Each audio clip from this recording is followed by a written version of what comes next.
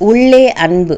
இதற்கு ஒப்பாயிருக்கிற இரண்டாம் கற்பனை என்னவென்றால், உன்னிடத்தில் நீ அன்பு கூறுவது போல பிறனிடத்திலும் அன்பு கூறுவாயாக என்பதே. மத்தேயு 22:39.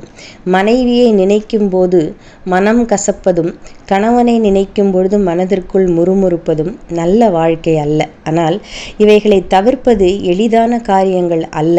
மனைவியின் சில செயல்பாடுகள், குணங்கள், பழக்க வழக்கங்கள் எனக்கு இப்படி ஒரு மனைவியோடு வாழ்க்கை அமைந்து விட்டதே என கணவனை எண்ண வைக்கலாம். கணவனின் அணுகுமுறைகள், சுவாபங்கள், தன்மைகள் ஆகியவை இப்படிப்பட்ட ஒரு கணவனோடு வாழ்க்கை நடத்த வேண்டியுள்ளதே என்று மனைவியை எண்ண வைக்கலாம்.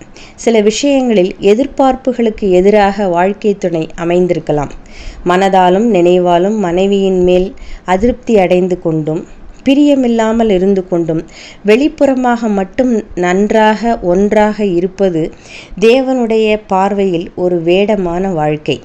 இருதயத்தில் கணவனை குறித்த நல்லெண்ணமும் அன்பும் விருப்பமும் இல்லாமல் வேறு வழியின்றி ஒரு கட்டாயத்திற்காக கணவனோடு வெளிப்புறமாக சேர்ந்து வாழ்வது தேவனுடைய பார்வையில் ஒரு அர்த்தமற்ற குடும்ப வாழ்க்கை. தேவன் தம்மை முழு மனதோடும் முழு இருதயத்தோடும் முழு பலத்தோடும் அன்பு கூற வேண்டும் என்றார். உபாகமம் 6:5. அதே விதமாக பிறரையும் அன்பு கூறச் சொன்னார். அப்படியானால் கணவன் வெளித்தோற்றத்திற்கு மனைவியோடு இணைந்து வாழ்ந்து கொண்டு உள்ளே அரைகுறை பிரியத்தோடும் அதிருப்தி உணர்வோடும் வாழ்வது தேவ கட்டளைக்கு எதிரானது.